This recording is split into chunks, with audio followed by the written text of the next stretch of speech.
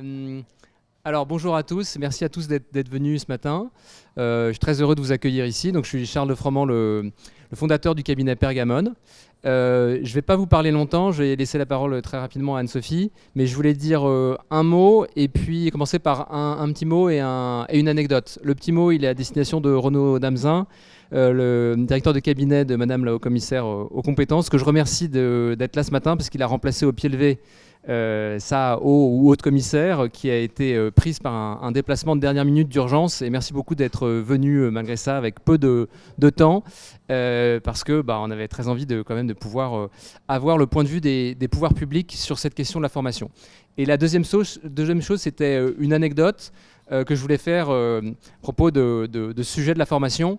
Il y a quelques mois encore, mon cabinet était locataire dans un espace de coworking un peu comme celui-là. Et quand on est rentré dedans il y a 3 ans, on était un peu surpris de voir qu'on était appelé des colocs. Donc c'était déjà un terme un peu bizarre, on est des colocs donc.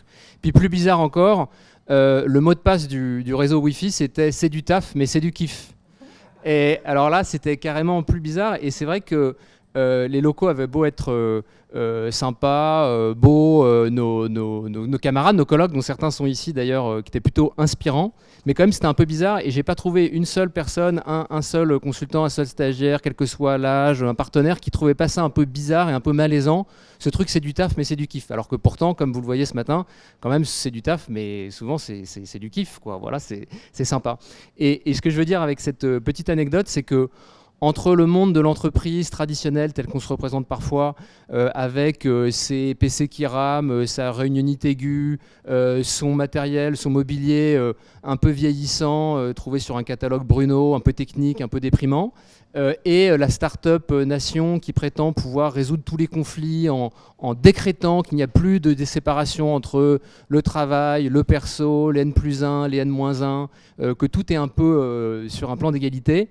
En fait, il y a la vraie vie, c'est là que les problèmes commencent, c'est là qu'il faut commencer à apporter des solutions. Et justement, sur ce sujet de la formation, on est en plein là-dedans. C'est compliqué, c'est hyper compliqué. D'ailleurs, c'est pour ça que j'ai bientôt arrêté de parler, parce que c'est trop compliqué.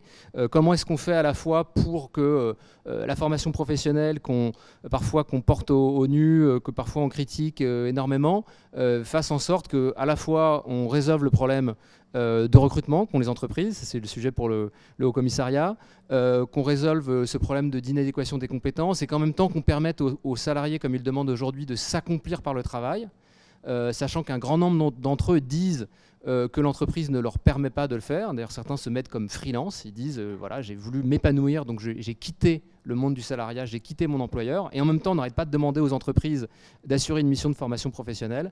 Bref, tout ça, c'est extrêmement compliqué et c'est pour ça que j'ai la joie de laisser la parole à Anne-Sophie pour un cadrage plus académique et puis à nos intervenants qui, eux, ont des solutions un peu concrètes à nous proposer parce que dans cet univers-là, plus que dans n'importe quel autre, ce qui compte, c'est avant tout les actions.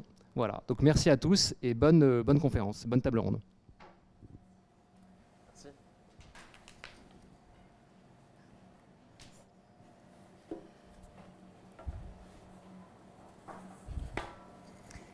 Donc, bonjour à tous. Donc, on est ici pour parler de formation professionnelle entre accomplissement de soi et performance économique. Et je voudrais d'abord dire que cette rencontre repose sur un double constat que nous avons fait au sein du cabinet, un constat de terrain donc. On a observé que dans plusieurs entreprises que nous accompagnons, la question de la formation cristallisait plusieurs tendances de fond. Le nécessaire alignement des parties prenantes autour d'une stratégie qui soit comprise et partagée, le besoin d'engagement des collaborateurs au service de causes dont on attend que l'entreprise les défende, le besoin d'engagement des collaborateurs, donc l'importance d'un dialogue social de qualité qui permet de rassembler l'ensemble des collaborateurs autour du projet de l'entreprise. Alors, 2 exemples.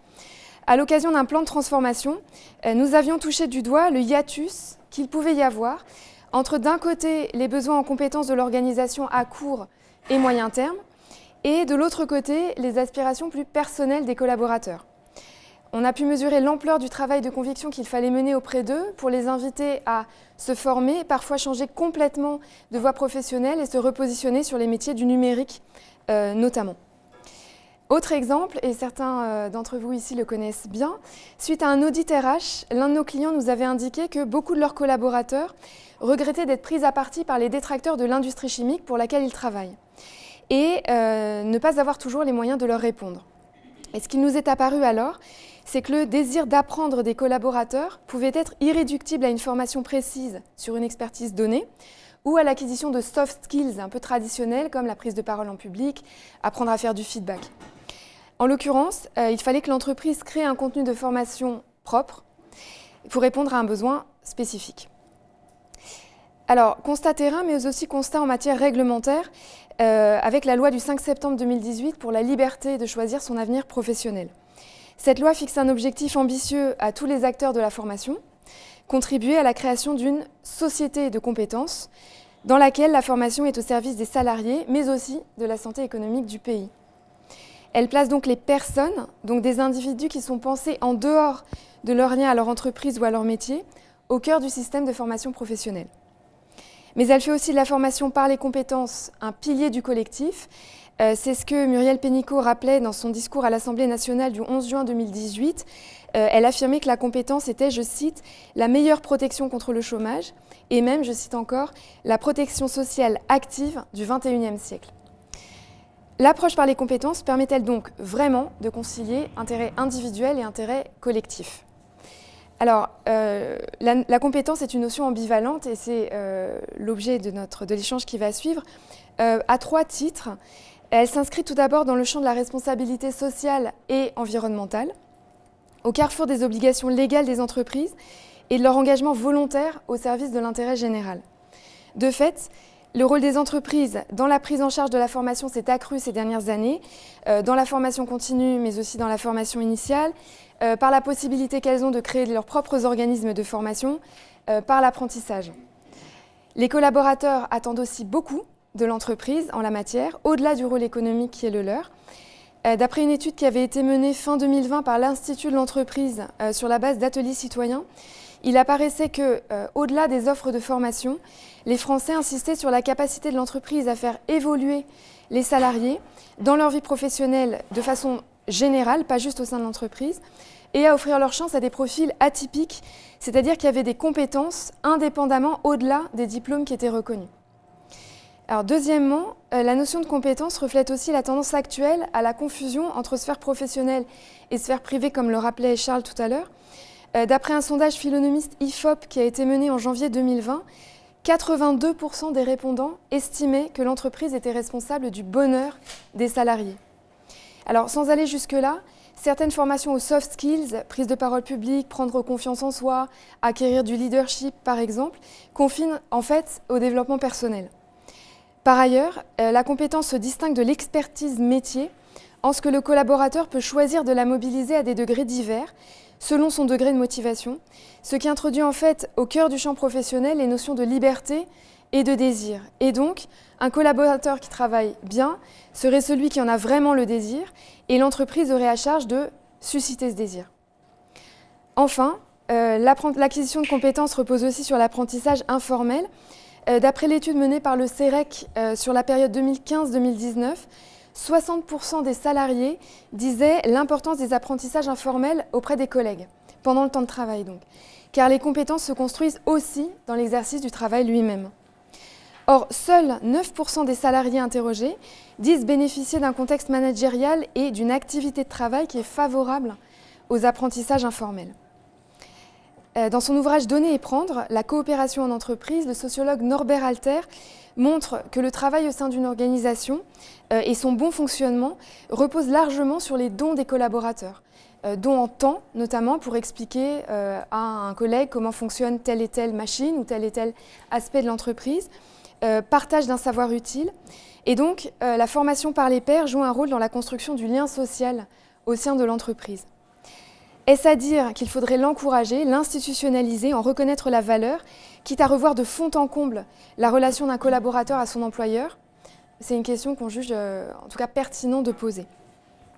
Alors pour finir cette introduction, je dirais que le recours à des pratiques managériales et à des politiques publiques centrées sur les compétences reflète des tendances de fond et constitue en même temps un défi pour chacune des parties concernées.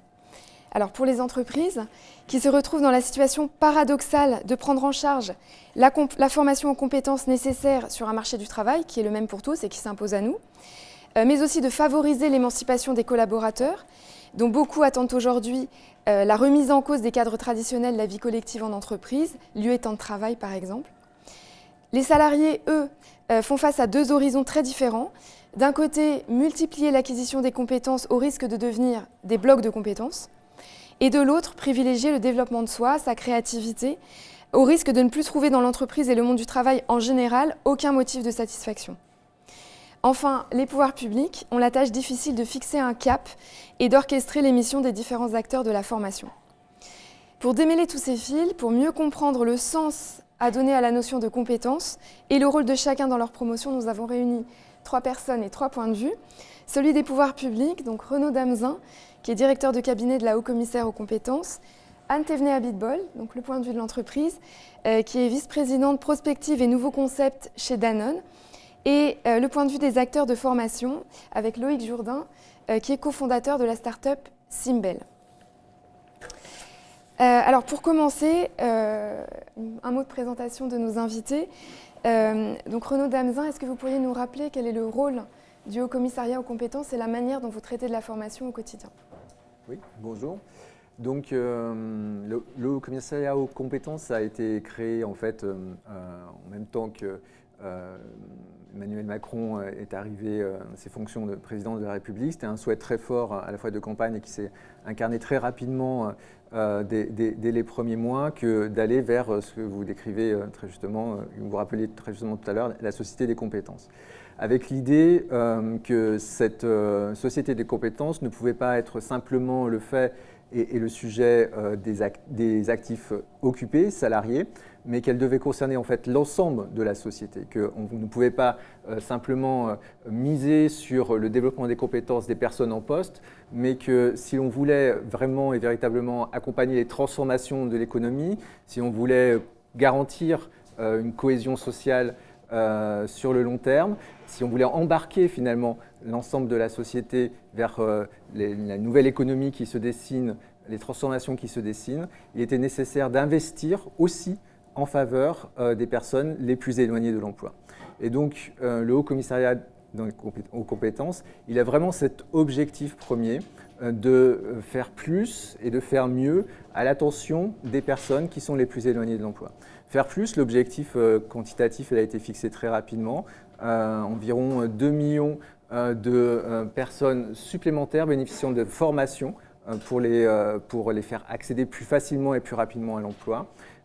Et puis faire mieux, c'est-à-dire modifier, transformer les pratiques professionnelles, les pratiques de formation, les façons de faire qui vont permettre et qui vont faciliter cet accès à la formation et à l'emploi que j'évoquais. Donc c'est ça l'ADN, entre guillemets, du Haut-Commissariat aux compétences, et c'est ce sur quoi, depuis un peu plus de 4 ans maintenant, la Haut-Commissaire et son équipe œuvrent. Merci. Anne Thévenet-Abitbol, est-ce que vous pourriez nous rappeler le poste, quel poste vous occupez actuellement, le parcours qui vous a mené jusqu'à ce poste et en quoi est-ce qu'il concerne aussi la formation? Alors merci d'avoir parlé de profil atypique, comme ça on peut y aller directement, parce qu'effectivement vous êtes tous là à parler de formation, mais je ne suis pas à la RH de Danone, voilà, je ne suis pas ressources humaines, je suis créative. Donc ce titre un peu curieux, prospective et nouveau concept, ça veut dire que je suis chargée d'inventer toute nouvelle idée susceptible de faire bouger le groupe ou ses marques, que ce soit en termes marketing, RH, social ou sociétal. Et ça dans le monde entier, ok. Et ça, j'adore, les patrons d'entreprise, quand je leur dis ça, ils adorent. Sans équipe et sans argent. Voilà, donc c'est un bon point de départ. Et en fait, ça me plaît beaucoup. C'est parce que, en fait, chaque fois que j'ai une idée, je dois aller convaincre des gens à l'intérieur de Danone de mettre de l'argent dessus. Et je dois convaincre des gens à l'intérieur de Danone de venir m'aider à porter l'idée. Parce que, bon, ceux qui travaillent avec moi le savent, j'ai un cerveau droit très développé, un cerveau gauche très atrophié. Donc tout ce qui est structure, finance, etc., j'ai besoin qu'on soit nombreux après autour du projet. Mais si je suis là aujourd'hui, alors vous connaissez peut-être certaines des choses que j'ai créées, notamment la marque Les Deux Vaches, qui est une marque de yaourt biologique. Voilà, vous avez devant vous la vache à lunettes. Voilà. Et j'ai créé aussi quand même des programmes de formation, et c'est ce dont on va parler plus tard, un peu particulier aussi, et je vous expliquerai la genèse de ces programmes, parce que c'est vrai que la manière dont ils ont été conçus explique pourquoi ils sont si marquants et si embarquants, et ce sont des programmes inter-entreprises. Oui, on reviendra très longuement sur ces programmes que vous avez mis en place. Loïc, est-ce que vous pourriez nous expliquer donc l'intuition qui vous a poussé à créer Simbel et votre positionnement dans le paysage des acteurs de la formation? Ouais, déjà, merci beaucoup de m'inviter. Ce que je comprends, c'est que je suis le représentant du coup de la Startup Nation. J'ai d'ailleurs pas de veste, pas de col, donc je vais essayer de ne pas répondre à tous les autres clichés, notamment à celui de vouloir tout résoudre et tous les problèmes. On a une seule mission chez Simbel, un seul sujet dont on veut s'occuper, c'est simplifier la gestion de la formation dans les entreprises. Pourquoi? L'idée est assez simple. On comprend bien qu'il y a un enjeu de plus en plus important de développer ses équipes en tant qu'entreprise. Il y a une guerre des talents, il y a des compétences qui sont de plus en plus obsolètes rapidement et il y a des enjeux de performance. Et pourtant, en fait, le constat qu'on a dressé sur ce marché il y a un peu plus de 12 mois, c'est que dans les PME, l'accès à la formation est quasiment inexistant. 80% des collaborateurs de PME n'ont pas accès à la formation dans les PME. Et dans les grands groupes, la formation est accessible mais pas satisfaisante. 70% des managers disent nous, les formations qui nous sont proposées ne nous satisfont pas et je n'ai pas le sentiment que l'entreprise me développe. Et le constat qu'on a dressé tout simplement, c'est que c'est pas que les entreprises ne veulent pas développer leurs collaborateurs, au contraire beaucoup souhaitent développer leurs collaborateurs, mais en revanche c'est éminemment complexe de le faire. Et nous on se propose, et c'est ça le sujet qu'on souhaite résoudre avec Simbel, de simplifier drastiquement la façon dont on peut créer ce qu'on appelle des great places to learn, donc des environnements dans lesquels l'entreprise permet le développement de ses collaborateurs. On utilise 3 leviers. Le premier, c'est le contenu. Donc c'est très difficile pour une entreprise en autonomie d'avoir une variété de contenus pertinente pour les collaborateurs. Donc on a une sélection de contenus qui est pertinente en plus du contenu que peut avoir l'entreprise. Ça permet de ne pas partir d'une feuille blanche. Deuxième sujet, c'est la remontée des besoins. En fait, finalement, c'est difficile de capter quels sont les besoins de développement des collaborateurs. Il y a besoin d'un alignement de toutes les parties prenantes. Et donc notre logiciel permet de remonter les besoins de façon collaborative pour que l'entreprise ait connaissance des besoins de développement qui existent. Et enfin, c'est l'exécution, l'organisation de toute cette formation. Ce qu'on a compris assez rapidement sur ce marché, c'est qu'en tant que RH, c'est extrêmement difficile et complexe d'organiser les formations. Il y a une part de logistique, les dates de session, les dates des inscriptions, mais il y a une part aussi d'administratif lié au financement public et qu'on essaye de simplifier à l'extrême, par exemple en automatisant beaucoup de choses avec mon compte formation. Voilà. Donc on a une plateforme pour simplifier l'accès à la formation dans les entreprises et c'est ce constat-là qui nous a conduit à créer Simbel il y a un peu plus de 12 mois. On sert 25 clients maintenant, avec des clients dont on est très fiers, Blablacar, Meilleurs Agents, Préto, la maison de mode Chloé, etc. Et notre enjeu, c'est de, maintenant que cette solution a été adoptée, de servir un maximum de clients sur la prochaine année. Très bien.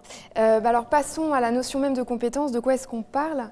Renaud Damzin, en quoi consiste la rupture introduite par la loi sur la liberté de choisir son avenir professionnel et qu'entendez-vous par société de compétences? Bon, alors, question. on commence très large, hein, Voilà. pas de problème. Alors, la rupture, je ne vais pas faire tout le descriptif de la loi, mais en fait, la rupture, elle est peut-être déjà dans le titre même de la loi, hein, sur la liberté de choisir son avenir professionnel. Je pense que c'était là aussi, dans le titre de la loi, l'intention de marquer, d'être, j'allais dire, performatif, hein, c'est-à-dire de montrer en disant qu'il était possible de faire autrement et d'approcher différemment la question de la formation professionnelle, avec très clairement des constats sur les inégalités d'accès, la difficulté dans les TPE, PME plus à se former que dans les grandes entreprises, les personnes les plus éloignées de l'emploi qui accèdent moins structurellement à la formation, les personnes qui sont sur des niveaux de qualification inférieurs qui accèdent moins à la formation. Comment est-ce qu'on peut arriver à renverser ces constats un peu d'inégalité et comment est-ce qu'également on peut remobiliser chacune des personnes dans son intention de se former et de développer ses compétences. Je pense que là-dessus, les premiers paris qui ont été faits qui ont plutôt très très bien fonctionné, ont été de dire on va redonner la main, on va redonner la capacité aux personnes de choisir de se former. C'était un pari parce qu'en fait, il y a un écart, entre guillemets, parfois aussi en termes de représentation, de complexité sur l'intérêt, l'utilité, la facilité à se former. Et une des pièces maîtresses de ce raisonnement, ça a été de rendre beaucoup plus accessible le CPF en le monétarisant, en créant une application. En fait, des petits ajustements qui apparaissent comme, j'allais dire, à la marge, ou en tout cas qui ne remettent pas en cause le principe même du compte personnel de formation, mais qui le rendent beaucoup plus facile d'accès, qui redonnent aussi la confiance dans la capacité des personnes à effectivement se former. Et de fait, on voit que l'utilisation du compte personnel de formation, il n'est pas simplement le fait des cadres et de ceux qui ont la meilleure connaissance du système, mais il augmente aussi très fortement et même plus largement en proportion pour les ouvriers, pour les employés, pour les demandeurs d'emploi également. Premier élément, un premier moteur important, donc redonner une capacité aux individus à se former. Deuxième moteur également significatif, c'est tout ce qui tourne autour de l'apprentissage et finalement de la reconnaissance plus forte de l'alternance comme une capacité à faire la transition entre sa situation de sans emploi ou de sortant de situation de formation initiale dans l'emploi et avec les entreprises. Et cette capacité-là, elle a été bien sûr augmentée fortement avec la possibilité de créer des CFA d'entreprise, avec une diversification aussi de l'offre de formation d'apprentissage accessible telle qu'on la constate aujourd'hui. Et on se rend compte que là aussi, d'avoir refait confiance dans la capacité des branches et des entreprises à créer ces organismes de formation n'a pas forcément fait disparaître d'autres organismes de formation, mais a augmenté la capacité de coopération des entreprises avec les organismes de formation pour ajuster l'offre, les contenus des offres.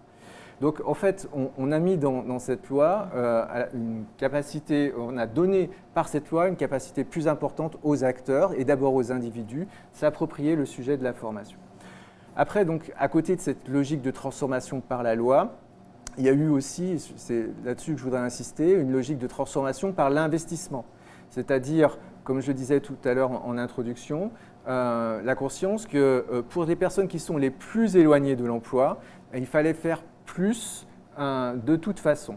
Et il fallait faire plus, d'abord parce qu'en constat très basique, en comparaison internationale, on investit beaucoup moins en formation pour les demandeurs d'emploi en France que dans d'autres pays beaucoup plus, qui sont comparables mais qui donc, sont à un niveau beaucoup plus élevé, comme par exemple l'Allemagne. On investit 2 fois moins en formation pour un demandeur d'emploi en France qu'en Allemagne. On est en train de rattraper ce retard grâce au plan d'investissement dans les compétences. Et puis, il fallait investir et choisir d'investir pour arriver à aussi concilier ce que vous appeliez tout à l'heure les temps courts et les temps longs.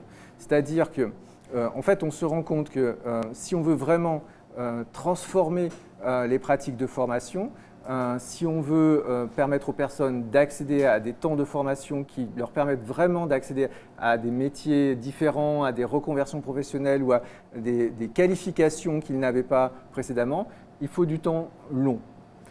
Et que ce temps long, il ne peut pas être simplement supporté par l'investissement de l'entreprise. Il y a un intérêt à un investissement public. Cet investissement public, notamment pour les personnes demandeurs d'emploi et les jeunes éloignés de l'emploi, il est de la compétence des régions, mais l'État a décidé, en contractualisant avec les régions, leur permettre d'investir encore plus dans des formations qualifiantes, certifiantes, d'une part, et d'autre part, de transformer aussi l'offre de formation en ajoutant aux certifications qui existent déjà ce qu'on appelle des modules additionnels qui permettent de s'adapter et de s'ajuster à la transformation des métiers.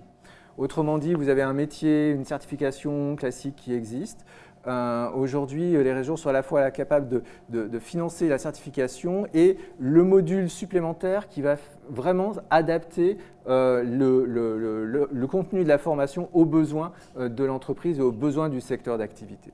tous ces sujets-là, toutes ces actions-là, elles ont été vraiment portées en germe à la fois par la loi sur la liberté de choisir son avenir professionnel et sur cette logique d'investissement qui l'a complétée pour pouvoir véritablement faire s'approprier cette envie de se former plus et de développer les compétences à l'échelle de la nation, à la fois pour les entreprises, pour les salariés, mais aussi pour les demandeurs d'emploi et ceux qui en sont les plus éloignés. Merci. Vous avez insisté sur la diversité des profils que vous entendiez adresser avec cette loi, la diversité des profils des actifs. Vous parliez aussi des différents acteurs que vous mettez autour de la table pour traiter les temps courts, les temps longs et pouvoir embrasser tous les sujets liés à cette formation et à ces enjeux de formation. Anne Thévenet-Pitbull, vous aussi, vous adressez une diversité de profils dans les programmes de formation que vous avez créés. Est-ce que vous pouvez nous dire comment vous gérez cette diversité-là et en quoi elle est au cœur des programmes que vous avez créés et en quoi est-ce que la compétence est également un enjeu important pour vous? Bien. Alors, déjà, il faut quand même que je vous dise ce que sont ces programmes. C'est vrai que le point de départ de ces programmes ont été les personnes. C'est-à-dire qu'un jour, Franck Ribou est venu me demander, me voir en me disant on se faisait beaucoup alpaguer chez Danone parce qu'il y avait très peu de femmes au plus haut niveau, comme dans la plupart des entreprises d'ailleurs. C'est-à-dire que, comme vous le savez, en bas de la pyramide, il y a 50% d'hommes, 50% de femmes, et plus on monte, plus on les perd, les femmes. Et donc là, il me dit, il avait des briefs assez courts, hein, il me dit c'est pas possible que les femmes ne progressent pas, je ne sais pas pourquoi on n'y arrive pas, alors mettez-vous avec d'autres entreprises, ce qui était intéressant parce que quand il m'a donné cette mission, on était en 2008-2009, donc c'était déjà de l'open innovation avant l'heure. Il dit mettez-vous avec d'autres entreprises et faites-moi bouger tout ça. Voilà. Alors là, moi, je le regarde, je lui dis mais c'est super sympa, hein, vraiment, Franck, d'avoir pensé à moi, mais moi, je ne suis pas aux ressources humaines. Le sujet homme-femme, je m'en fous un peu en vrai, et ça ne m'intéresse pas plus que ça. Et j'ai horreur d'organiser les choses en plus, donc voilà, merci. Il me dit non, c'est vous qui allez le faire. Je dis mais non, en plus c'était Muriel Pénicaud à l'époque qui était DRH de Danone. Je dis mais allez voir Muriel. Et il me dit non, ça m'intéresse de voir comment vous allez prendre le sujet. Je raconte cette part de départ parce que pourquoi effectivement, là, pour le coup, j'ai pris le sujet de la formation mais complètement à l'envers, quoi, parce que je ne savais pas moi ce que c'était la formation. Je savais juste que je devais gérer cette situation qui était comment faire progresser les femmes en entreprise. Et donc là, je me dis, je vous rappelle, je n'ai pas d'équipe, je n'ai pas d'argent, je dois juste changer la place des femmes dans les organisations, et en plus dans toutes les organisations, en plus de Danone. Donc j'ai intérêt à ce que ce sujet, je me le réapproprie, parce que là, je vais pouvoir faire déplacer des montagnes. Donc je me dis, ok, les femmes, les hommes, pas trop, ouais, je ne sais pas, ça ne m'intéresse pas plus que ça. En revanche, ce qui m'intéresse, c'est que les gens soient eux-mêmes. Et c'est vrai que quand je suis arrivée chez Danone, moi, la personne qui m'a le plus mal reçue, c'était une femme. Parce qu'elle se disait, moi je ne vois pas pourquoi, moi j'ai ramé, ça a été difficile pour moi de monter, puis là la petite elle arrive et hop, tout de suite elle se retrouve auprès du président. Donc, et puis je vois d'autres femmes, se plaindre parce qu'elles n'ont pas été promues. Et quand on leur dit, mais tu l'as demandé cette promotion? Ben non, mais enfin quand même avec tout ce que je fais, on aurait dû me le proposer. Donc tout ça, s'agite dans ma tête et je me dis, en fait voilà, je vais créer un programme pour aider les femmes à prendre confiance en elles, pour savoir davantage ce qu'elle veut et pour pouvoir demander les choses, et aider les hommes à prendre conscience qu'en fait, les femmes fonctionnent différemment et qu'effectivement, elles ont des difficultés. Et faisant ça, je ne le savais pas, c'est les Américains après qui me l'ont dit, j'ai créé un programme de soft skills, ce qui n'existait pas encore en 2009-2010, de savoir-être, quand toutes nos formations, quand même, dans la plupart de nos entreprises, étaient plutôt sur du savoir-faire, pour apprendre on leur apprenait des nouveaux outils, effectivement, de compétences techniques, actives, mais pas de savoir-être. Donc sur une idée finalement assez simple, alors je l'ai appelé le programme Ève, parce qu'il se passe à Évian. En plus d'être la première actrice de changement, bien sûr, hein, puisqu'elle a apporté la connaissance à l'homme, mais ça, c'est une autre histoire. Et sur un thème, en fait, donc qui était, je me suis dit, il faut que les femmes sachent davantage ce qu'elles veulent et sachent l'exprimer, et que j'ai traduit par oser être soi. Et parce que très souvent aussi, les femmes pensaient qu'il fallait mettre leurs pas dans les pas des hommes pour réussir. Et en parlant avec Muriel, elle a rajouté le pan pour pouvoir agir. Parce que ce qui est intéressant, et vous en avez parlé aussi, c'est travailler sur un individu fort pour construire un collectif fort. Donc il y a ce balancier. Et donc voilà, le programme Eve, Oser être soi pour pouvoir agir, qui, c'est intéressant, donc rassemble une quarantaine d'entreprises. Ce qui est intéressant, c'est que c'est L'Oréal qui m'a demandé de monter l'édition en Asie. Et c'est L'Oréal et Orange qui m'ont demandé de monter l'édition en Afrique. Donc voilà, quand je vous dis c'était un programme... et pour moi, Danone est devenu un client comme un autre, bien que je travaille chez Danone. C'est parmi ces 40. Et puis dans la foulée, quand j'ai vu le succès de ces programmes, alors pourquoi ils ont un tel succès? Je crois que c'est une simple chose à la fin, c'est quand les gens... Alors j'ai mis un quota d'hommes avec jubilation, hein. Excusez-moi messieurs, donc de 20%, 20-30% d'hommes, qui est à peu près ce que nous les femmes sommes au plus haut niveau, afin que vous fassiez cette merveilleuse expérience de la minorité dans les réunions, dans les entreprises. Et donc ce programme a tellement bien fonctionné que j'en ai créé un autre qui s'appelle Octave, celui-là, sur les générations. Octave, c'est l'idée que l'entreprise serait comme un piano, sur lequel on ne jouerait que sur les 2 octaves centrales, la génération au pouvoir entre 30 et 50 ans, négligeant les octaves graves, les plus âgés, les octaves aigus, les plus jeunes. Les plus jeunes dont on dit fais déjà ce que tu as à faire, on verra après, et qui s'ennuient. Les plus âgés, qu'on considère âgés à partir de 45 ans, si on n'est pas déjà à un bon niveau dans nos entreprises, très souvent, voilà, c'est trop tard, tu aurais pu l'être avant. Et Octave, en revanche, il raconte le monde qui change, et il revient sur soi. Donc c'est un développement personnel envers, c'est sur cette idée que si on comprend ce qui est en train de se passer dans le monde, et qu'on a les clés pour pouvoir continuer à s'y adapter, à fonctionner, alors, quel que soit notre âge, on peut y jouer un rôle. Donc Octave, c'est Oser être soi, qui est notre marque de fabrique, et être acteur dans un monde qui change. Et donc, ce que je disais, puis là, je vais conclure là, parce qu'il va y avoir d'autres questions, puis je ne sais plus, je les ai peut-être mis à l'envers, je ne sais plus, bref. Mais je crois que ces programmes ont un succès, on est plein d'une année sur l'autre, ont un succès tel... Ça paraît surréaliste en 2 jours et demi d'arriver à transformer les gens, mais je crois qu'on arrive à les transformer sur une toute petite chose, qui est que quand ils reviennent dans l'entreprise, si les choses ne vont pas bien, s'il y a quelque chose où ils ne se sentent pas bien, ils cessent de se comporter comme des victimes, en se disant c'est mon patron qui est con, mon entreprise ne me comprend pas, etc. Et ils réalisent qu'ils font partie de la solution et que peut-être que si la chose ne leur est pas arrivée, c'est parce qu'ils n'ont pas osé la demander ou qu'ils n'ont pas demandé à la bonne personne ou pas au bon moment, etc. Et je crois que c'est ça qu'on arrive à faire changer. Voilà. Donc c'est un programme non seulement de formation, mais de transformation. Voilà. Oui, de transformation de chacun. Donc vous réconciliez les 2 dimensions et surtout vous montrez que l'entreprise apporte quelque chose, met en œuvre, met en branle et qu'ensuite ça a un effet sur chacun à titre individuel. Justement sur le chacun, le rôle de chacun, Loïc Jourdain, est-ce que les salariés se sont pleinement appropriés le CPF? Quel est votre point de vue là-dessus? Et vous évaluez les besoins de formation, mais également le succès d'une formation auprès de ceux qui la suivent. Est-ce que vous pouvez nous en dire un peu plus sur cette évaluation? Oui, alors s'agissant du CPF, j'ai un peu triché, j'ai regardé les chiffres hier. Donc c'est un point de vue biaisé puisqu'on a 25 clients à 80% dans le secteur de la tech, donc c'est des Blablacar, meilleurs agents, etc. Et à 20% dans du luxe ou des cabinets de conseil. Donc c'est ça le point de départ des chiffres que je vais vous donner. Et dans ces entreprises-là, 20% des collaborateurs mobilisent leur CPF sur une formation. Et à 80%, en revanche, c'est du budget de l'entreprise. Voilà. Et ça correspond à quoi? Ça correspond à des besoins de formation qui sont remontés à l'entreprise, qui ne sont pas parfaitement alignés avec les enjeux stratégiques de l'entreprise. Donc, il y a des besoins qui remontent. L'entreprise ou le manager dit c'est quand même pas tout à fait aligné avec nos priorités stratégiques, donc ça n'a pas vocation à être financé à 100% par du budget de l'entreprise.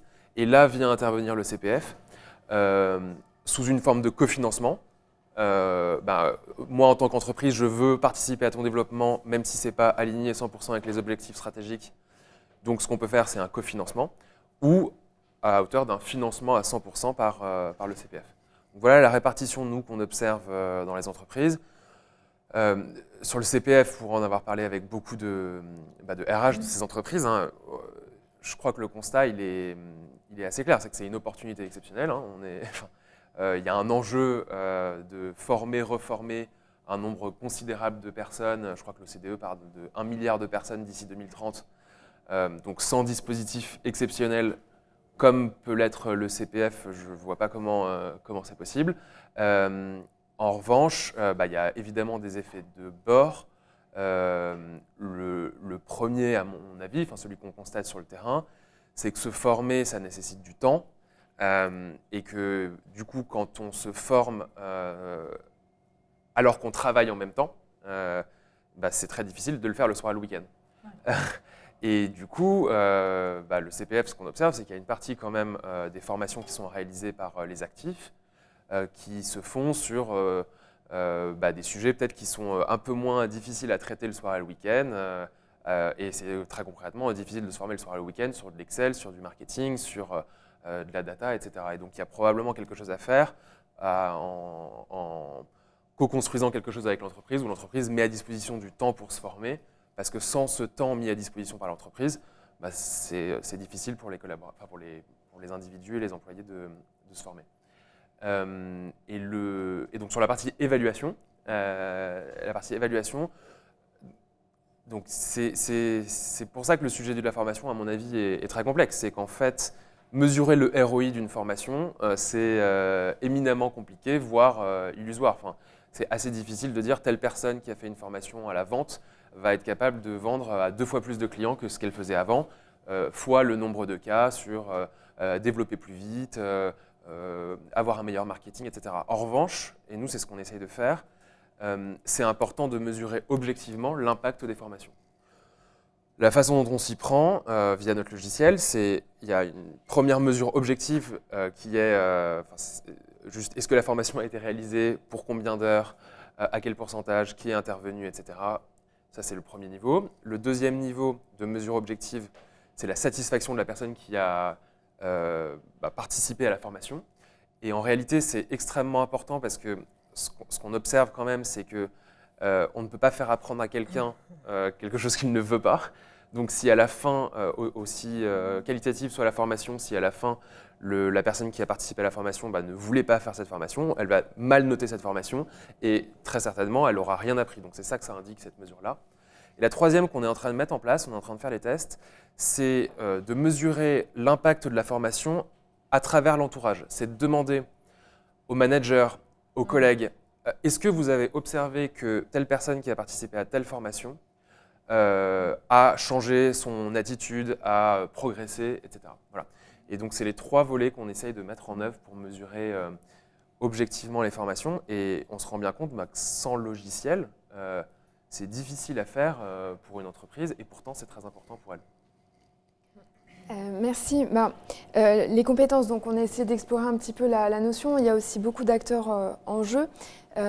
Passons à la deuxième partie de ces échanges, justement pour mieux comprendre l'écosystème et le rôle de chacun en son sein. Loïc, vous parliez juste de la mesure de la satisfaction, la mesure de l'efficacité d'une formation, et que finalement c'était le point de vue des autres, des collègues, qui permettait de voir si un collaborateur avait bénéficié d'une formation ou pas.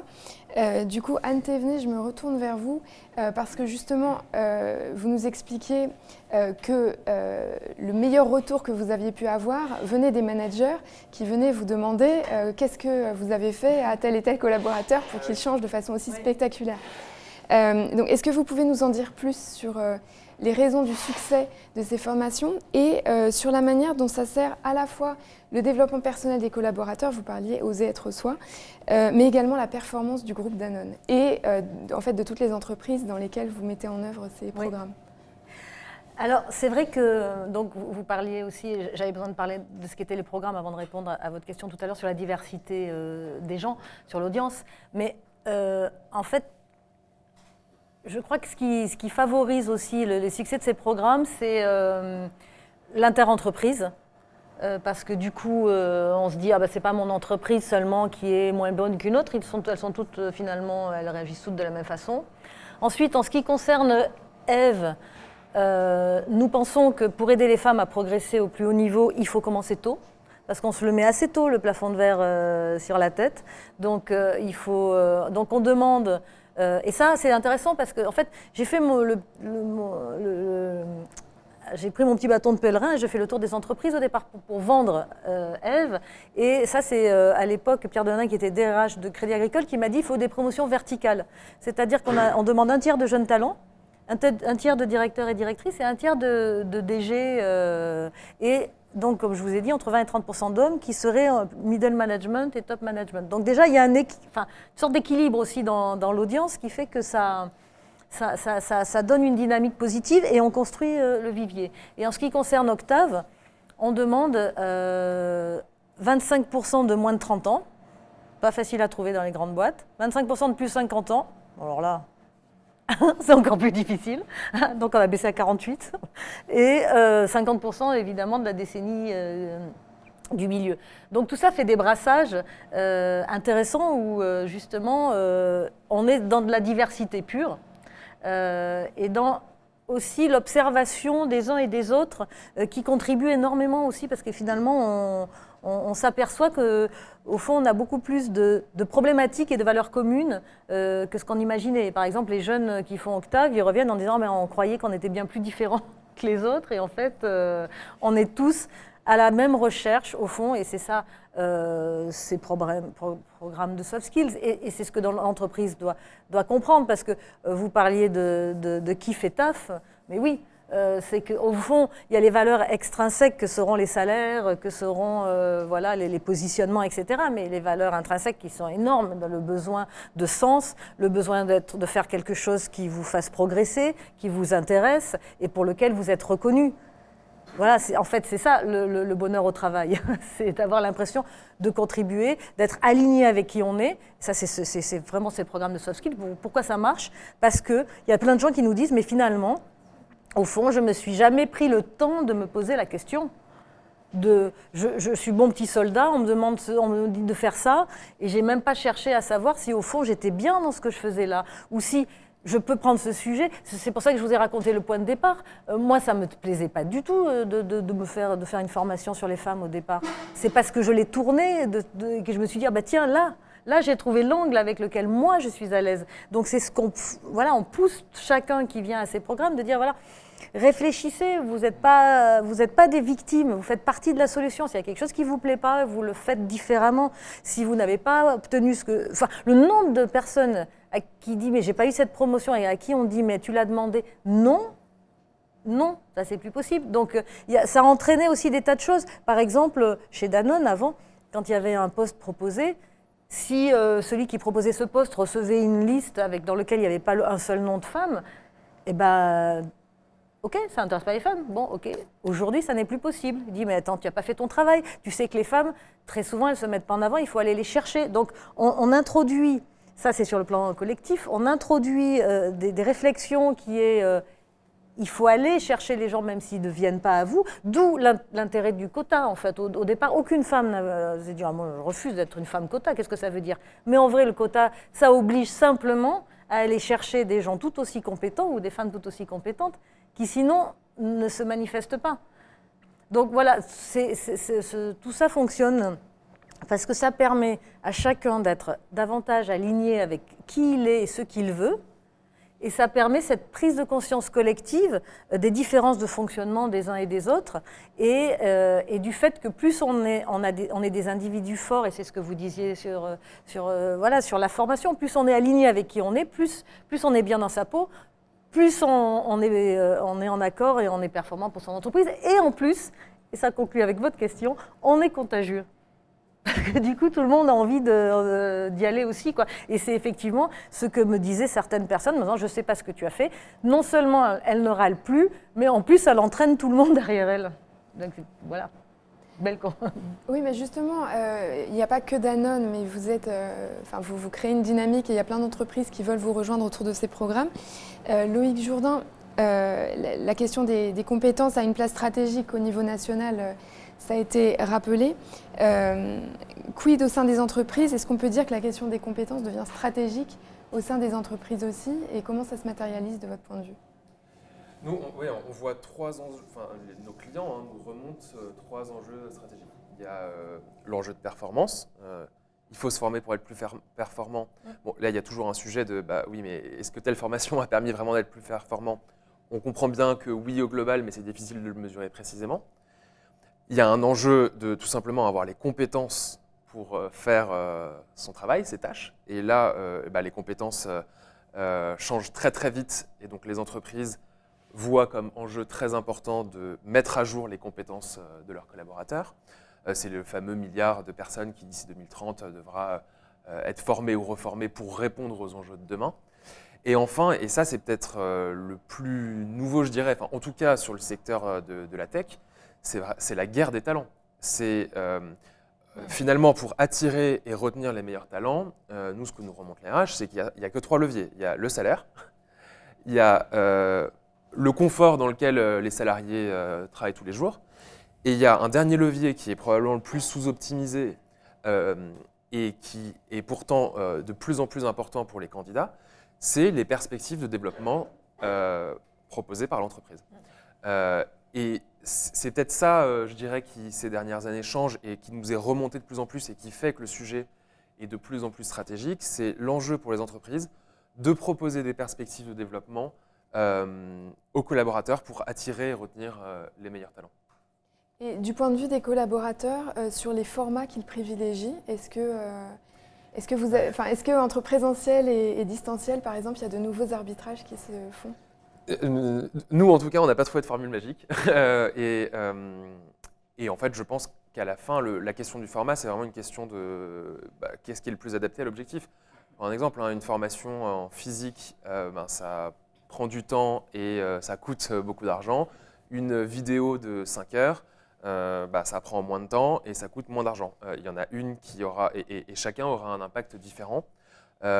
Donc, il n'y a pas d'autre, à mon avis, pas d'autre solution pour l'entreprise que de proposer une variété de formats qui sont adaptés aux besoins remontés par les collaborateurs. Et du coup, il faut partir du besoin du collaborateur ou du besoin des équipes pour proposer l'offre qui est adaptée aux besoins et qui a le bon format et donc qui prend plus ou moins de temps, qui coûte plus ou moins cher et qui du coup va générer plus ou moins de satisfaction à la fin. Ok, et alors, une question qui fera la transition vers le point de vue du Haut Commissariat aux compétences. Quand on a préparé la rencontre, vous nous parliez des compétences en numérique et que c'était non seulement un enjeu, ça tout le monde le sait, mais que les formations proposées n'étaient pas nécessairement à la hauteur des besoins. Est-ce que vous pourriez nous donner votre point de vue, puisque vous faites quand même l'inventaire des formations qui existent pour pouvoir les mettre à disposition des entreprises et des collaborateurs ? Oui, nous, ce qu'on voit du coup dans les entreprises, c'est que les principaux besoins remontés, c'est des soft skills. Donc généralement, c'est des sujets de nouveaux managers. Je suis nouveau manager, j'ai besoin des outils pour me permettre de prendre mon poste, et les langues. Ça, c'est à peu près 30%. Ensuite, les 70% sont extrêmement éclatés. Il va y avoir des vendeurs qui ont besoin de formation à la vente, il va y avoir besoin de développeurs qui ont besoin de formation sur un langage hyper spécifique, il va y avoir des collaborateurs qui opèrent dans des entreprises qui ont certains logiciels et qui vont devoir se former à des logiciels spécifiques, Excel, Metabase, etc. Et du coup, parce que je pense que ça rejoint la question du CPF, c'est les formations qui sont financées par le CPF sont celles qui sont certifiantes. Et pour être certifiante, du coup, il faut avoir établi un programme et faire reconnaître sa formation pour qu'elle le soit. Et donc, la plupart du temps, ça prend du temps.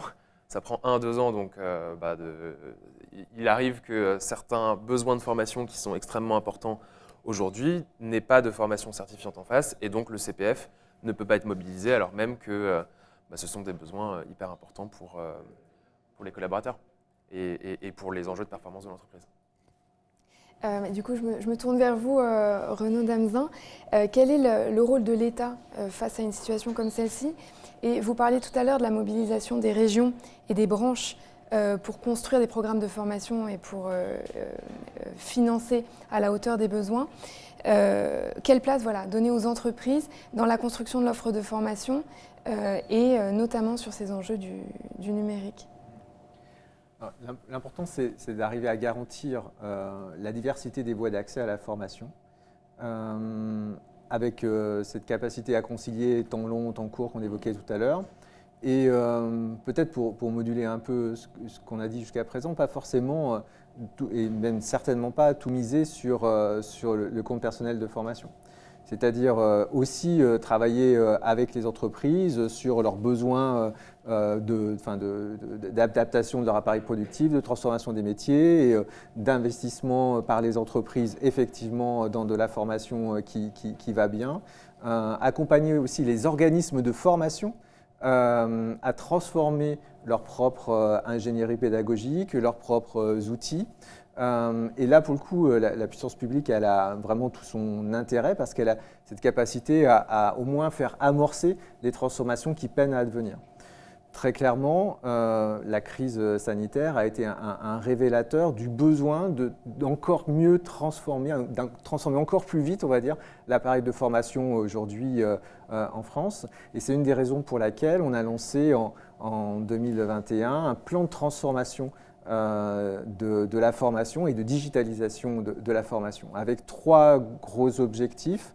Le premier, c'est justement par un appel à projet qui s'appelle Definum, de donner aux organismes de formation, dans des logiques souvent sectorielles, mais pas seulement, la capacité de travailler ensemble justement la modernisation de leurs pratiques, de leurs outils, etc. Le deuxième investissement qu'on amorce, c'est celui de la mise en place de ce qu'on appelle des communs numériques, c'est-à-dire l'idée que finalement, dans cette transformation nécessaire de l'appareil de formation pour accélérer encore plus le développement des compétences des actifs en général, il y a peut-être des outils qui méritent de ne pas appartenir simplement à 1 ou 2 acteurs, mais à être, j'allais dire, ouverts à l'ensemble des acteurs de la formation pour pouvoir s'en emparer et passer des caps encore plus rapidement que ne le permettraient des investissements en solo et des investissements privés. Donc cette idée de commun numérique, elle a un effet levier, elle doit avoir un effet levier supplémentaire à ce que j'évoquais tout à l'heure, c'est-à-dire l'engagement par appel à projet des organismes de formation à se moderniser. Et puis le troisième point important pour nous de transformation de l'appareil de formation et d'appui à cette transformation, c'est la mise en place d'un réseau de tiers-lieux de formation qui va rendre accessible au plus près du territoire, on le souhaite, des outils de formation modernisés à la main d'une diversité d'organismes de formation, d'entreprises et d'actifs.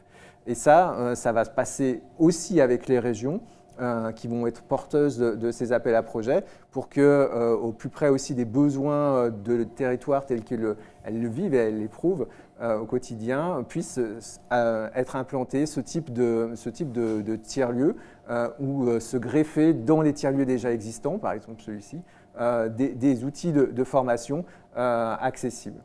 Donc en fait, c'est pas simplement, j'allais dire, en remettant dans les mains de l'individu une capacité de formation, mais c'est aussi en modernisant l'appareil de formation lui-même qu'on arrivera, donc en tenant le système dans son ensemble, à développer les compétences et à rendre encore plus actifs les personnes qui souhaitent se former.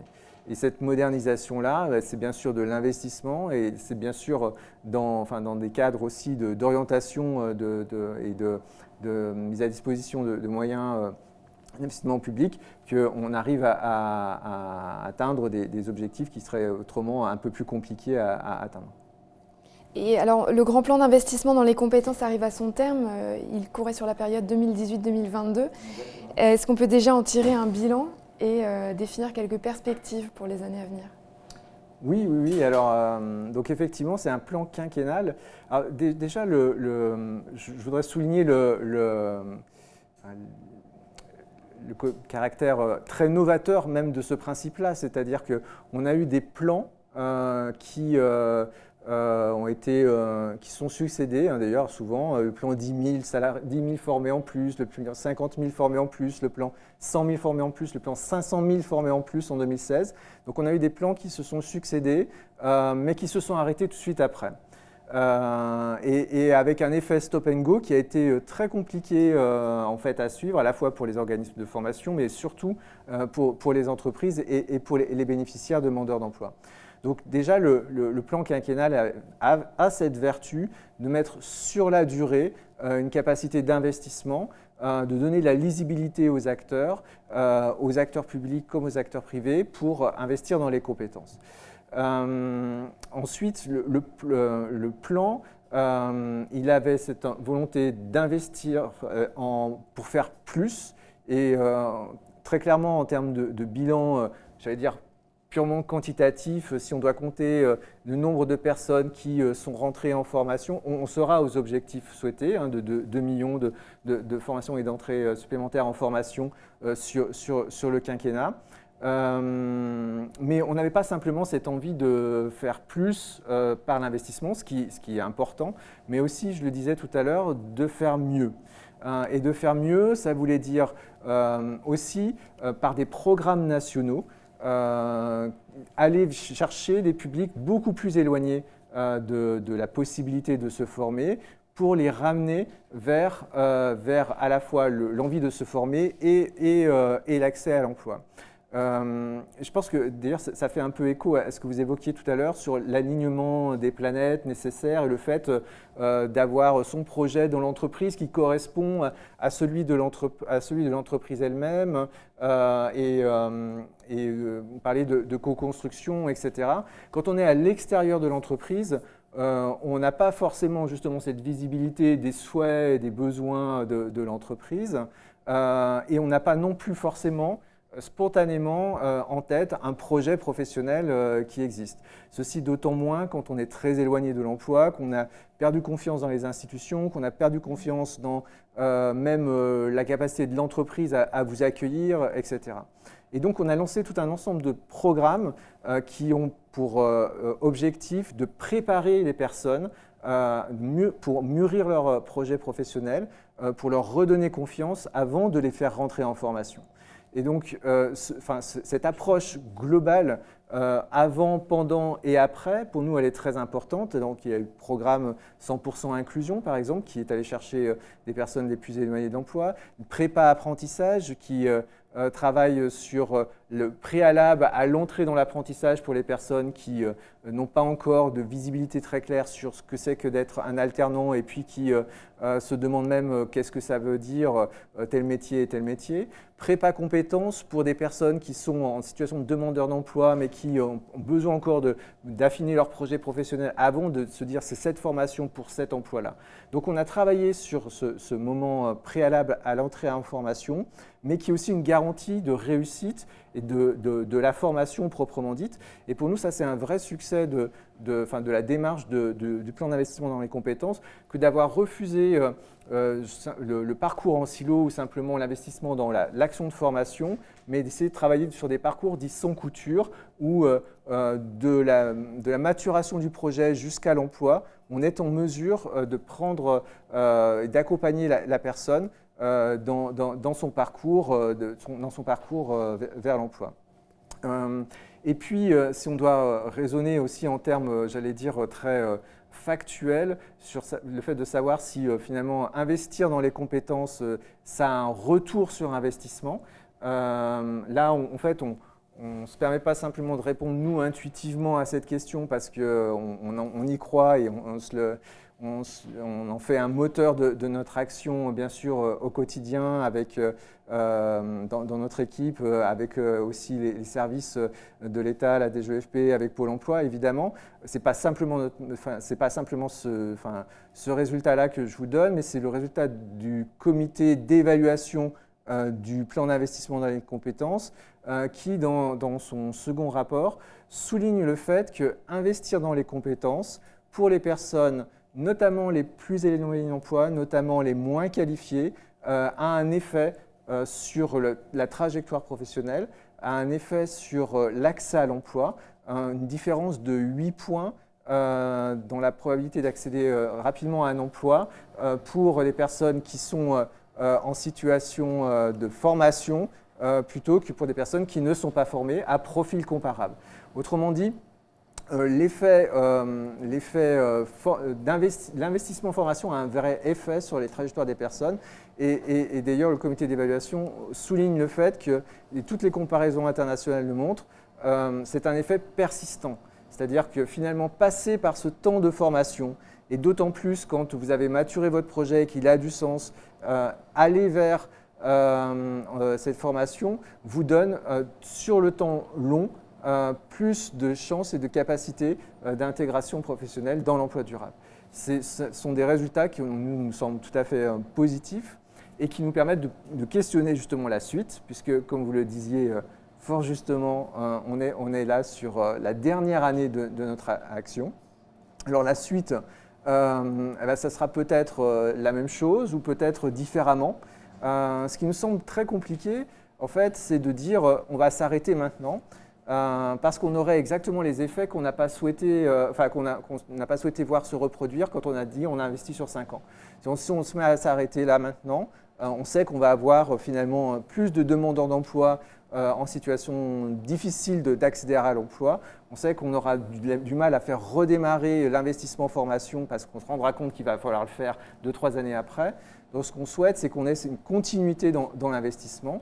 Après, quelle forme ça aura très concrètement, ça reste, j'allais dire, à la fois de notre travail de cette année pour préparer la suite, et bien sûr le travail et les choix politiques qui vont se dessiner avec la prochaine mandature, puisque ça sera bien sûr aussi une décision, évidemment, du prochain président de la République et du prochain gouvernement, continuité ou pas, les élections qui nous le diront.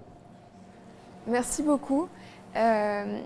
Sur cette note, une certaine incertitude, merci beaucoup pour ces échanges qui ont permis de montrer le rôle de chacun et comment l'orchestration des différents niveaux, le plus collectif avec l'État et le plus individuel, oser être soi, tout cela était fondamental pour obtenir des résultats durables, tant à l'échelle individuelle qu'à celle d'une entreprise, qu'à celle d'un pays. Et puis vous parliez des comparaisons internationales, on peut élargir à l'Europe aussi, puisque les défis peuvent être similaires d'un pays européen à l'autre. Je ne vais pas m'étendre pour conclure et je donne le micro qui est là à la salle si vous avez des questions pour nos intervenants.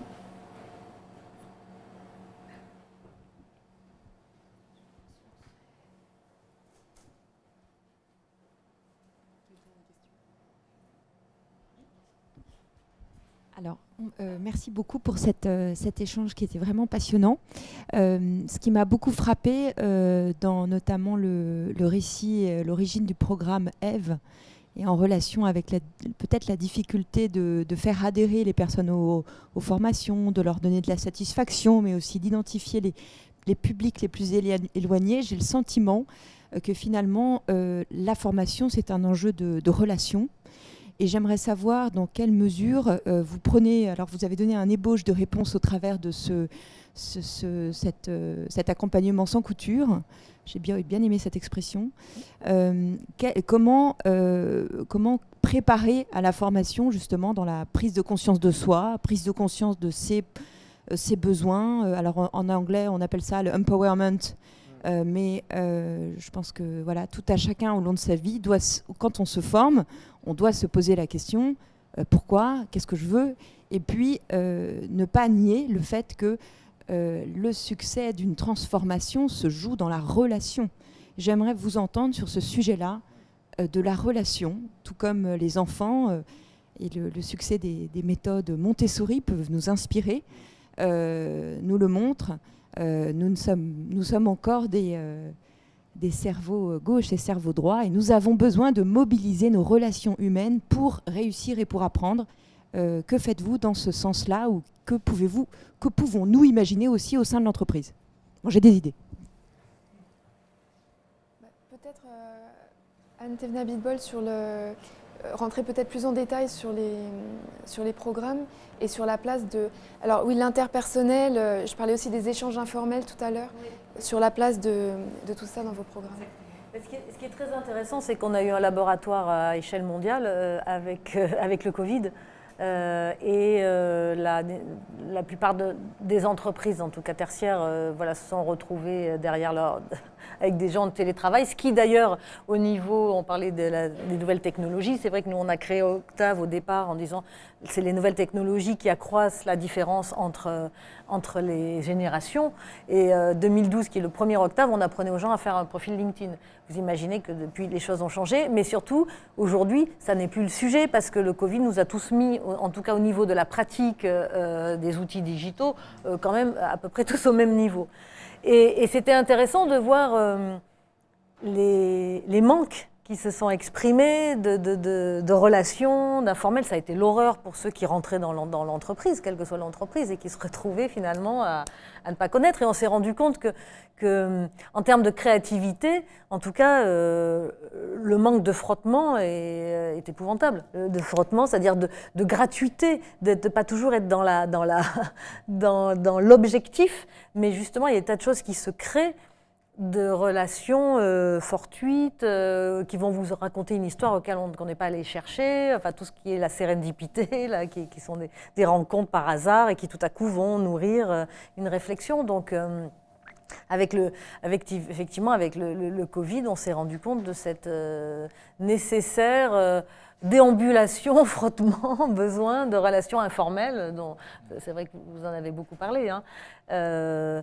Et comment on crée ça? Alors c'est vrai que donc il y a ce côté informel qui donc est informel, mais on essaye aussi de le formaliser dans le sens qu'on appuie, on insiste sur l'importance du réseau qui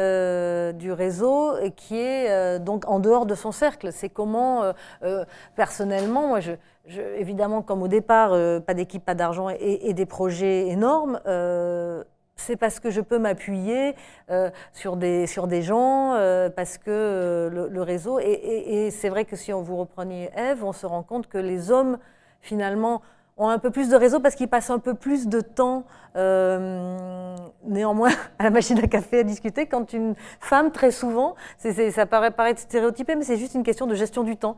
La femme reste encore quand même avec une charge mentale et domestique plus importante. Et du coup, elle essaye d'être beaucoup plus structurée et passe moins de temps à ces échanges informels importants. Donc, on le formalise aussi en disant, voilà, l'importance du réseau. Et par contre, tous ces réseaux de femmes où il n'y a que des femmes, moi, personnellement, je trouve ça... C'est bien, ça existe et y a peut-être ça libère la parole, etc. Mais je pense que ce qui est important, c'est d'avancer tous ensemble, quoi. Et peut-être juste un mot, dans vos programmes, quels sont les moments d'échange entre participants qui font partie de la formation, oui, et les moments où vous avez l'intervention d'extérieurs, d'experts ou de personnes qui ont un savoir à partager, voilà, comment vous vous arbitrez entre Alors, les ce deux? sont effectivement 2 jours et demi de formation qui ont lieu, alors physiquement. Ève, vraiment, on l'a fait en digital en Asie, mais on s'aperçoit que quand même, c'est pas du tout ça. Ça ne marche pas très bien. On en a un 3e, parce que ça m'amusait d'avoir une famille à prénom. J'ai écrit un 3e qui s'appelle, avec Utopie, Elisabeth Laville d'Utopie, qui s'appelle Noé, sur l'innovation durable, parce qu'il faut embarquer tout le monde avant le déluge. Donc c'est vraiment l'innovation qui tient compte des problématiques sociétales et environnementales. Celui-là, c'est du hard skills. Le hard skills peut quand même être plus en digital. Mais dès qu'on est en soft skills, évidemment, il faut quand même ces fameuses interactions, frottements, participation. Et donc, c'est 2 jours et demi. Et c'est un mélange de plénière et d'atelier. Donc en plénière, c'est descendant avec effectivement des experts. Petit point de détail, mais qui n'en est pas un, ce sont des programmes internationaux. Ras-le-bol que tous les programmes internationaux soient en anglais. Donc nous, il est bilingue. Voilà. On peut parler français si on veut, on peut parler anglais. Et ça aide, quand on travaille sur des sujets, de pouvoir aussi travailler dans sa propre langue. Donc on a des moments effectivement descendants qui sont les plénières, entrecoupés très très rapidement par des moments d'ateliers par petits groupes. Et là, justement, il y a création. Et puis il y a des moments qu'on a appelés networking, où d'ailleurs, il y a des sociétés qui sont spécialisées là-dedans, qui s'appellent, je sais plus, enfin j'ai plus leur nom, mais qui, en fait, font passer des questions sur vraiment une manière de se comporter, une manière de vivre, des passions, etc., et réunissent les gens par leurs passions, et pas du tout par je vais réunir tous les gens de la R&D et tous les gens du RH, etc. Donc, oui, comment multiplier les occasions, effectivement, de frottement, de rencontres, et cette fameuse gratuité qui est importante, qui n'est, voilà, ne pas chercher un objectif au début, parce que de toute façon, c'est intéressant, ça va réveiller des choses dont on n'aura pas besoin immédiatement, mais qui vont être utiles après.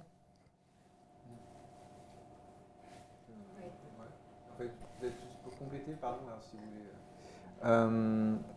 On s'est rendu compte que dans les programmes, notamment pour les personnes qui étaient les plus éloignées de l'emploi, la notion de faire avec était extrêmement importante. C'est-à-dire qu'il n'y avait pas simplement l'idée justement de se former, mais l'idée d'être dans une transmission du geste, dans une transmission par l'exemple, dans l'immersion, etc. Et c'est là aussi que se joue la dimension relationnelle que vous évoquez.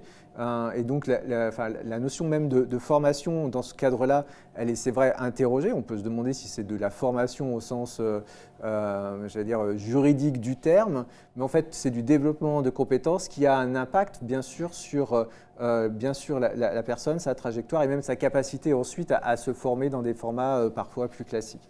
Donc cette dimension de faire avec est extrêmement importante. Et la deuxième dimension importante, c'est l'idée de reconnaissance.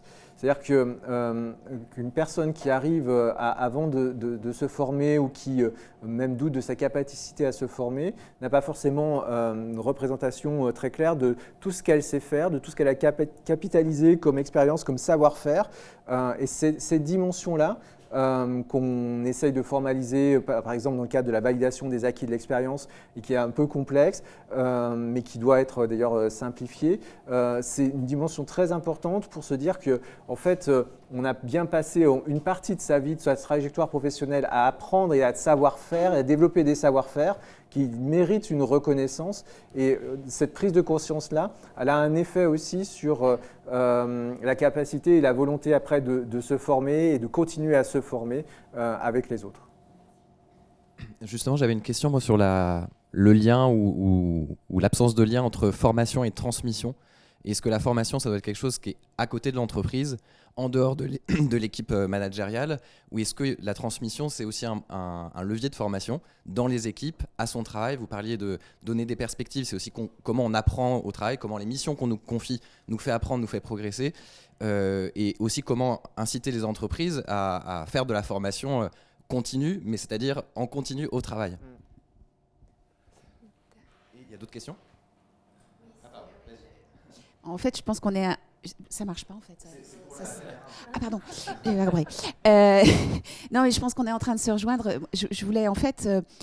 souvent, mes équipes me disent « Ah non, mais là, je suis pas bon. Il faudrait me payer une formation. Ou mieux, il faudrait qu'on monte une formation. » Parce que comme ça, c'est encore mieux, une formation ad hoc. Et souvent, je leur dis « Mais regarde, au bout du couloir, là-bas, il y a un tel... » Et en fait, il est hyper expert sur ce sujet-là et je suis sûre qu'il sera ravi de passer du temps avec toi. Alors, ça permet aussi, quand on transmet, de se rendre compte de ce qu'on sait faire, parce qu'effectivement, souvent, on n'a pas toujours bien conscience de ses propres acquis. Donc, c'est un gagnant-gagnant, parce qu'en général, tout le monde est hyper heureux à la fois de transmettre et de recevoir. Et je ferai un lien avec le mécénat de compétences que je trouve si peu développé dans les entreprises, qu'on pourrait très bien, alors qui, quand il est développé, est souvent appliqué vers l'extérieur, mais qu'on pourrait très bien imaginer vers l'intérieur. Ça rejoint cette notion d'interpersonnalité où en fait, voilà, on passe juste du temps entre nous. Et je trouve que cette transmission du savoir qui devrait, et c'est bien, il en faut, mais qui devrait ne passer que par des formations, entre guillemets, extérieures académiques, moi, me gêne un peu parce que je trouve que cette simplicité qui consiste à se dire, mais en fait, autour de moi, j'ai plein de gens qui peuvent m'apporter quelque chose, alors peut-être pas avec la démarche pédagogique que va avoir une formation, mais à la limite, est-ce qu'on s'en fout pas un peu? Parce que si on parle de soft skills, et c'est souvent là que le bas blesse, je pense que quand on est mentoré par quelqu'un, coaché par quelqu'un qui vous prend sous son aile, et dans la durée, pas juste je passe une heure avec toi, mais qu'il y ait des rendez-vous. Et je suis toujours un peu étonnée que les entreprises n'aillent pas davantage vers ça, à l'intérieur d'elles-mêmes, entre elles, parce que, alors je ne sais pas s'il y a un moyen de mettre des quotas, de forcer la chose, je ne sais pas, mais voilà, en tout cas, voilà, je trouve que c'est quelque chose qui est peut-être sous-exploité. Mais sur ce dernier point, j'ai trouvé intéressant parce que justement, quand on a fait Octave, les jeunes d'Octave, qui ont fait Octave de Danone, ils sont revenus en disant bon, nous, le reverse mentoring, c'est bien, on a plein de choses à apprendre, mais les plus âgés ont plein de choses à nous apprendre. Et c'est eux qui, du coup, ont rassemblé plein de jeunes et puis se sont adressés à plein de plus âgés de Danone. Et ça venait pas de la RH. Voilà, c'est ça que j'ai trouvé génial, c'est que ces gens, justement, former des gens à être plus responsables et à être moins dans la demande, mais aussi dans le don, c'est assez génial parce que donc ils se sont organisés d'eux-mêmes, sans que ce soit du top-down, pour ce système de soutien avec des rencontres régulières les uns et les autres. Mais je comprends que le top-down puisse être un peu... Bah, c'est bien qu'il y ait de deux, quoi. Mais qu'il y ait les en deux. même temps, il faut le favoriser. C'est bien qu'il y ait les deux, voilà. Mais quand on rend des gens suffisamment forts pour que d'eux-mêmes, ils se disent « je vais proposer ça et je vais demander à ce qu'on m'aide sur ça », je trouve que c'est bien aussi. Nous, ce qu'on observe chez nos clients donc sur ces deux sujets, sur comment on empower les employés sur le sujet formation, ce qu'on voit, c'est que si on propose juste un Netflix de la formation, donc vraiment plein de contenus très attractifs et c'est du self-service et il faut se prendre en main, c'est globalement 5 à 10% des collaborateurs par an qui vont prendre ces initiatives-là. Et en fait, ce qui se passe, c'est qu'il y a toujours une priorité supplémentaire. Et donc, évidemment, c'est le quotidien qui va prendre le pas sur le besoin de développement plus structurel. Donc là, nous, ce qu'on fait avec nos clients, c'est qu'on a des rituels très consacrés. Donc, il y a les rituels légaux, les entretiens annuels. Mais c'est vraiment des moments, sans ces moments rituels où les employés peuvent se poser sur leurs besoins de développement, s'aligner avec leur manager sur là où ils doivent aller, en réalité, c'est un sujet qui est mal pris en main. Deuxième sujet, je crois que c'est ce que vous évoquiez, c'est finalement, c'est quel est le meilleur contenu à mettre en face d'un besoin de formation. Et nous, ce que nos clients nous remontent, c'est simplement il faut partir du besoin, remonter, et ensuite il y a différents leviers. Il y a des vidéos en ligne pour apprendre quelque chose de très opérationnel et un hard skills, mais c'est loin d'être suffisant. Il y a besoin, dans bien des cas, d'avoir des relations interpersonnelles avec des formations en groupe, voire même, là, c'est ce qu'on est en train de tester avec certains clients, donc c'est ce qu'on appelle des connection programmes. Donc c'est l'idée que à des besoins remontés de soft skills ou juste d'avoir une discussion avec un pair, on peut être mis en relation beaucoup plus facilement avec un pair d'une autre entreprise ou un pair de la même entreprise. Mais à la fin, ça revient quand même, il me semble, à partir du besoin du collaborateur et à s'aligner avec l'entreprise sur quel est ce besoin, est-ce que l'entreprise est alignée avec ce besoin, et ensuite à mettre l'offre qui va répondre aux besoins du collaborateur et pas de faire l'inverse, parce qu'en tout cas, quand on fait l'inverse, nous, ce qu'on a vu, c'est que les niveaux de satisfaction sont catastrophiques. Et donc, en fait, c'est beaucoup d'argent qui est investi pour une satisfaction qui n'est pas au rendez-vous. J'avais une petite question pour Monsieur Damsin sur l'apprentissage / l'alternance. Ce qu'on voit aujourd'hui en France, c'est qu'il y a eu un développement très fort de l'alternance ces dernières années. On est passé de tête de 300 000 à 700 000 contrats en 4 ans. Que ces contrats ont été subventionnés assez largement, notamment dans le cadre du plan France Relance, qu'on peut se réjouir de cette augmentation parce que ça permet la familiarité avec le monde de l'entreprise pour de nombreux jeunes Français, et que je crois que même sur les chiffres, on a dépassé l'Allemagne qui faisait office de très bon élève sur le sujet.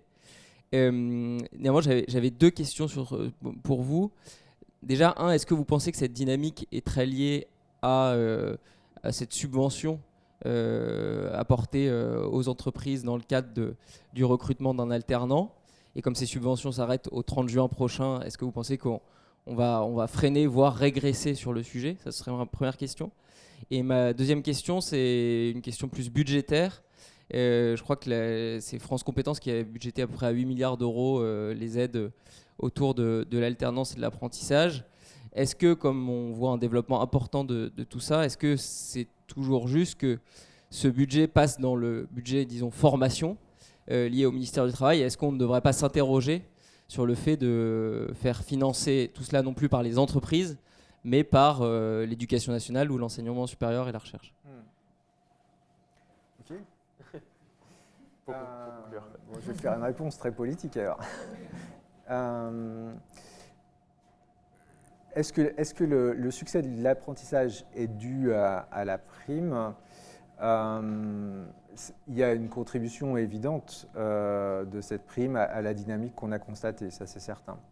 Mais ce qui est certain aussi, c'est que la réforme était très systémique, comme je le disais tout à l'heure, avec la capacité des entreprises à créer beaucoup plus facilement leur propre CFA, à ajuster les offres et les contenus de formation. Et puis, sur ces dernières années, on a aussi vu un changement très fort de l'image de l'alternance. Beaucoup plus promue comme une filière d'excellence à part entière que comme en fait une voie de garage. C'est une orientation qui a du sens positif, là où précédemment c'était peut-être vu comme, et ça peut le rester d'ailleurs dans certains segments de métier ou dans certaines situations, comme un échec. Ce que ça n'est surtout pas.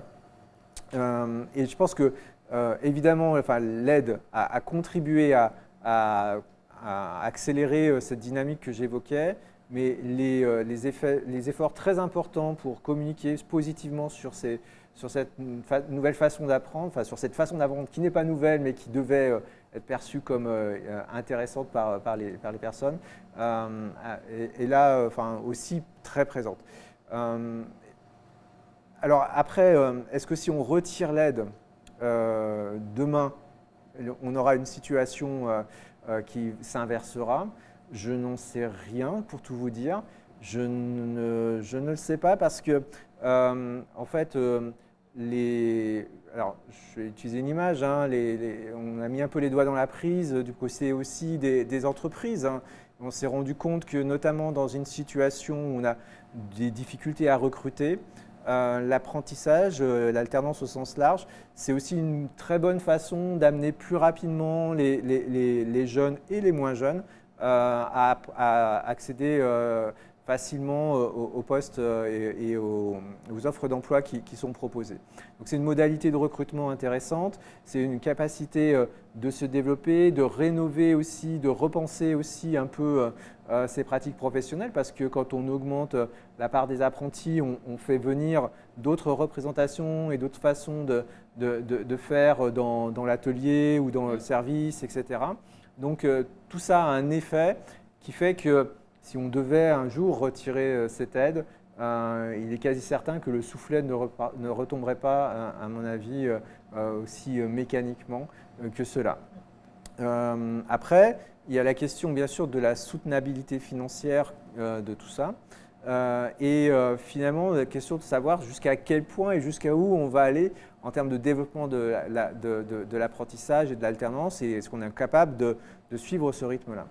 Moi, je pense que ça pose une question beaucoup plus globale d'équilibre financier de la réforme telle qu'elle a été conçue, qui a un vrai succès, qui emporte un vrai succès, qui a modifié considérablement les pratiques et qui donc, je pense que c'est un travail de la prochaine mandature, va devoir reposer de fait les bases des règles de financement peut-être, ou rechercher d'autres modalités, d'autres équilibres, parce que de fait, on ne peut pas avoir une croissance exponentielle à ce point de quelques dispositifs qui creusent structurellement les déséquilibres financiers sans prendre les mesures qui s'imposent. Donc il y aura forcément à un moment donné un choix d'arbitrage, que ça passe par des réallocations de lignes budgétaires ou par d'autres leviers. Ça devra se passer de toute façon, parce qu'autrement, on ne sera pas en mesure de porter les promesses que l'on formule. C'est un peu ça le danger finalement, c'est qu'après avoir promu très fortement ce dispositif-là, on ne sera plus en mesure de le soutenir au moment où il est vraiment, aujourd'hui, c'est très clair, approprié et utilisé de façon positive dans les entreprises. Donc voilà, ce ne sont pas des réponses catégoriques parce qu'on est forcément lié à des choix et des arbitrages politiques qui vont se dessiner dans les temps qui viennent, mais vous avez raison de souligner ces enjeux parce qu'ils vont être très prégnants dans les mois et l'année à venir, c'est certain. Alors, l'heure tourne, donc je vous propose d'arrêter là les échanges, en tout cas dans ce format. Vous pouvez les poursuivre autour d'un café et du buffet, de façon plus informelle justement. Renaud, Anne et Loïc, merci beaucoup pour ces échanges et d'avoir accepté de venir ce matin. Merci à tous d'être venus pour votre présence et pour vos questions. Et donc, je vous invite à vous retourner vers le fond de la salle. Merci. Merci.